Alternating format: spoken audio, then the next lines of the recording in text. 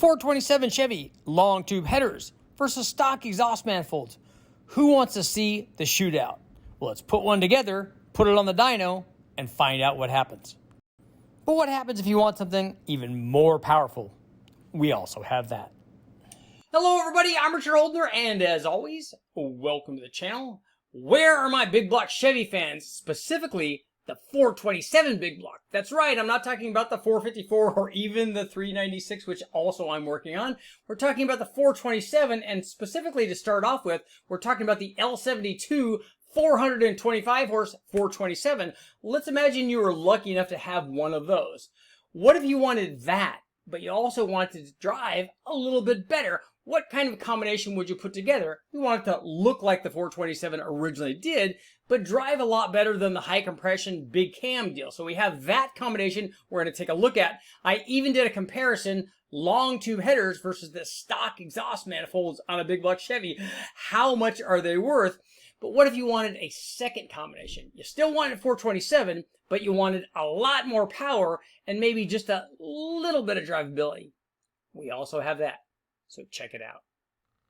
Okay guys, let's take a look at a 427 buildup. This particular one was going in a late 60s Corvette. We can take a look and see this one, the 427 was actually built as a driver. So rather than doing a complete, reproduction of a L72 425 horse 427 Corvette, what they wanted was something that made that kind of power, but was more drivable. So they chose to lower the compression and change the camshaft, but otherwise it uses a lot of factory parts, including a factory 427 block, a stock 427 steel crank, factory rods, and then they use an aftermarket piston because this was a 30 over bore, and the combination of the dome design and then using the 119 to 120 cc rec port, performance iron cylinder head, that combination produced just under 10-to-1 static compression. So let's take a look at what's going on with this test motor so we get a better understanding. This thing, as I said, iron block, iron factory rec port heads, a little under 10-to-1 compression. They did do a retrofit hydraulic roller cam rather than going with a flat tappet cam. You could get good power with a flat tappet cam, either a solid or hydraulic version, but they went with a retrofit hydraulic roller. This was a 510 lift, 224, 230 degree duration, and 110 degree load separation angle. They used retrofit link bar hydraulic roller lifters. This thing had a factory GM dual plan. I'll go ahead and show you a picture up here. This thing was run with a 750 Mighty Demon carburetor on the dyno. They also at the end ran it with the 780 vacuum secondary. It made slightly less power, although not very much. And that ultimately was the one that went in the car because it kind of wanted the motor to look like it was a, a factory original one.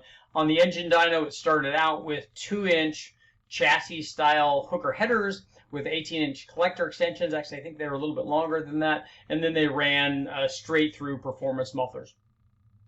This was a good combination, and the cool thing is they ran a few tests while they were on the dyno rather than just taking the 427 and putting it up and saying, hey, it made this much power, which is kind of cool. So this thing started off with 33 degrees of total timing, and run in this manner, the 427 produced 443 horsepower. And you can see it's hard to determine peak torque here because they didn't load this thing low enough to figure out exactly where peak torque was. But let's say it's in the 470 to 480 foot-pounds of torque. So the first thing that they did when they're running this thing on the engine dyno is you start trying to play with timing and airfill. So that means jetting on the carburetor and then simply turning the distributor. In this case, this was an MSD. Here's what happened when they first tried timing. So they went from 33 degrees to 36 degrees, and 37 and 38 didn't seem to show any extra power. In fact, they went up at 1 degree increments. I'm just showing you where they got to ultimately by changing the timing. So the peak power jumped up to 449 horsepower, and the peak torque didn't change dramatically because all of the gains really came past 46 or 4700 RPM, and we were already well past the torque peak. So they made one more change, and that was actually, they wanted to find out what would happen if, we made big changes to the timing. And this thing was running around 12.3. I'm going to go ahead and put up, after I show you the power changes, I'm going to go ahead and put up a an air-fuel curve, and you guys can kind of see what happened here. But here's what happened when they changed the timing, or changed the air fuel. So they actually ran this thing richer. This motor wanted to run richer. So you can see after changing the jetting and running this thing down in the 11s, basically, 454 horsepower. And again, peak torque was not changed, but the power changed from about 4,900 all the way out. I'll go ahead and show you here. Here's what the change in air fuel did with the change in jetting. And as we normally see, jetting made a big change kind of everywhere, all the way through the curve. They did primary and secondary jet changes. And they changed the air fuel quite a bit, as you can see. But at least at the top, this thing liked being richer than 12-to-1. It actually liked being in 11. So now let's take a look and see what happened when we compared the factory Corvette exhaust manifolds to long tube headers. Okay, we've taken a look and see what happens when we run a 427 up on the dyno, iron-headed hydraulic roller cam, and then we tried a couple things as far as tuning, timing, and air fuel, and you guys saw what the changes were. But one of the cool tests that these guys ran at West Tech was to find out, hey, what's going to happen? And this is the way that we run it on the dyno with long tube headers. In this case, I think that these were Chevelle chassis headers. So they were 2-inch into a 3-inch collector extension, and then we ran basically 3-inch straight pipes with high flow, like straight through mufflers. But what happens when you have to run this thing in a car with a stock exhaust manifolds? Because this is often a point of contention. Hey, look, these big blocks make good power, but not when you saddle them with stock exhaust manifolds. So what actually happens? And this was a cool test. So what they did, I'll go ahead and show you a photo, is they replaced the headers that we ran on the engine dyno with stock exhaust manifolds to find out what it was going to do once this thing actually went in the car, because it was going to go in the Corvette with Corvette exhaust manifolds so that it had the right look. But they wanted to know, hey, how much is this going to hurt us? And as it turns out, it hurts the power output quite a bit. So the stock exhaust manifolds were also run with 2.5-inch exhaust exiting the exhaust manifolds, and then run into, they had 2.5-inch, I think that they were MagnaFlow, again, straight through mufflers, so no restriction in the mufflers. I know because I've tested these mufflers on my Engine Masters motor, and they worked good. But here is what happened when they ran the stock exhaust manifolds. As you can see, it's a dramatic change in power. And it's a dramatic change not just in peak power, where a lot of guys think, oh, well, these manifolds don't flow as well as the stock ones, or as well as headers. But the reality is that we see big power gains down low from the headers, and that's because we have a scavenging effect from the long tube. So it's a tube length, and it's not just ultimate flow, but the peak power dropped from 454 horsepower down to 406 horsepower.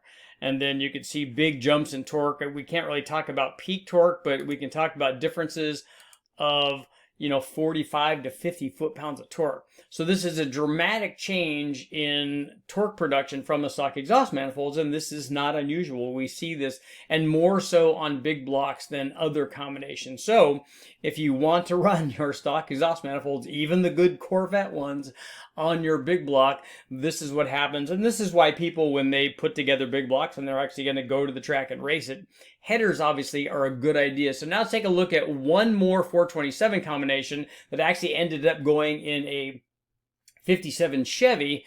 And this one was more, still a street motor, but something a little hotter.